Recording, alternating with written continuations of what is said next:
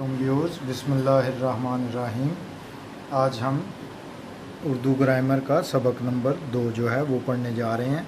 तो इसमें हमने पढ़ा था कलमे की जो हर लफ्ज़ की इकसाम जो हैं उसमें 2 चीज़ें हमने पढ़ी थी, कलमा और मुहमिल।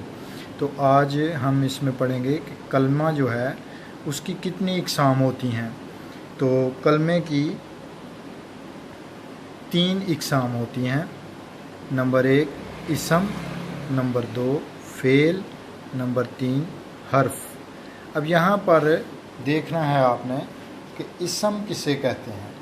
इसम वो कलमा है जो किसी शख्स, चीज़ या जगह का नाम हो, जैसा कि लड़की, बाग और कुर्सी वगैरह। इस तरह के जो लफ्ज़ हैं जो किसी न किसी चीज़ का नाम हो, या इंसान का या किसी चीज़ का नाम हो, उसको कलमा कहते हैं, इसम कहते हैं। तो आगे हम देखेंगे, ये देखें फ़ेल। फ़ेल वो कलमा है जिससे किसी काम का करना या होना ज़ाहिर हो।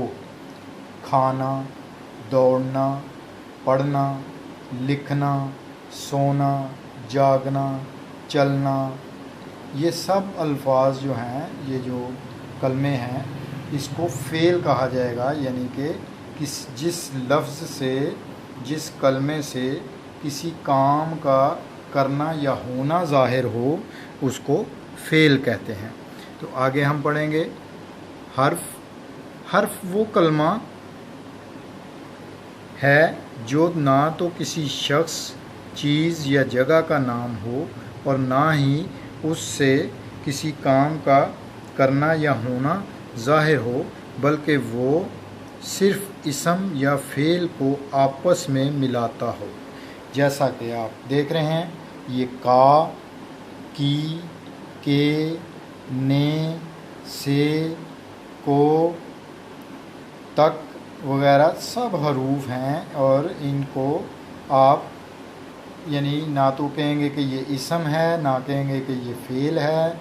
इसको आप हर्फ के तौर पे जानेंगे कि ये किसी हर्फ यानी वो कलमा जो ना तो किसी शख्स, चीज़ या जगह का नाम हो और ना ही उससे किसी काम का करना या होना ज़ाहिर हो, बल्कि वो सिर्फ़ इसम या फ़ेल को आपस में मिलाता हो।